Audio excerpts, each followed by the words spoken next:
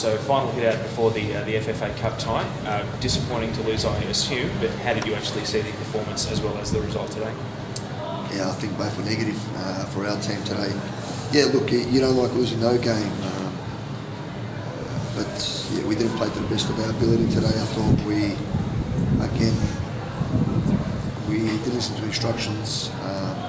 We didn't do the basic footballing things that what we're normally good at. But in saying that, yeah, look, Green Gully won today, so we'll take that on the chin and we'll move on. What was the thoughts behind selection? It looks like it was your best available team, even with the short turnaround to a midweek game. Was that because the team needed the run, or was it more the best way to prepare you, the leaders, to have them play a competitive game on a weekend before a midweek tie? Yeah, look, I've said from the start that I'll try and play the best team that I've got available for each game.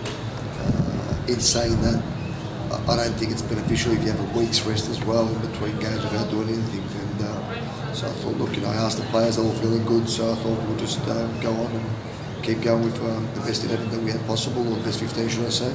And that's what we did. The game really opened up, especially just after you scored, and then their third goal made it difficult. But it really did open up. I mean, the pressure of chasing a game. How valuable is that sort of situation to know that if you're in that situation in a knockout game, you know that you've got that extra gear to go to, find space, change the way you play. Was that largely motivated by the players, or had you yourself made changes to try and free up space, open up the game and increase the tempo? Now look, that's what we normally do every other week when we play football. That's our attacking qualities. We try and always open up the play and play free flowing footballing way. But yeah, look, you're going to go chase games when you're down 2-1 or 1-0 and you're chasing a goal or two. You always open up all over the park. So in saying that, Green Gully still had a couple of opportunities after that as well, where we opened up to really kill off the game completely. But no, look, we've got some good footballers in there, and on their day, when they're prepared, right, and ready mentally as well as physically, they can cause a lot of damage.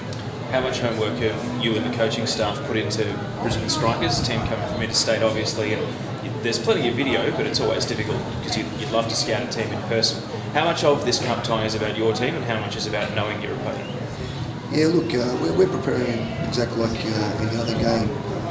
I've got some information on Brisbane on what they do and how they do it. They're a good footballing team. We'll talk about that on Monday in training for the boys, and I'll just tell them what Brisbane are good at, and hopefully we can minimise that on the day, and we can play our brand of football, and hopefully we come away with the win.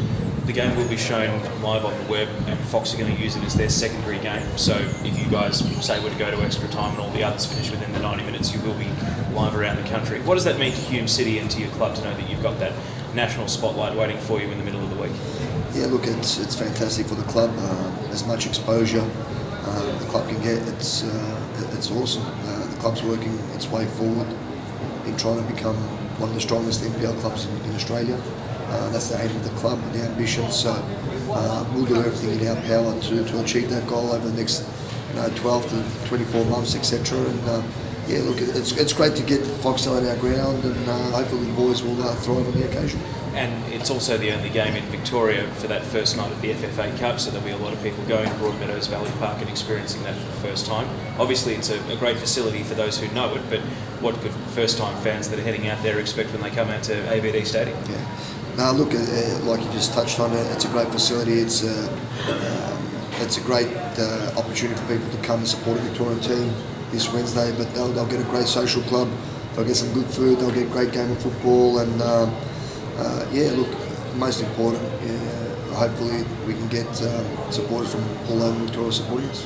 And just lastly, off the back of the disappointment of losing today, sort of who's going to take this defeat hard and use it as motivation for the midweek game? Are there any particular players that you might put the acid on at training, for instance, to lift and to lead the team into this cup tie?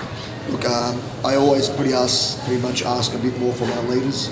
There's 4 or 5 players in there, your Nick Haggerty's, your Shane Rexhepi's, and Peter Francis, Chris Oldfields.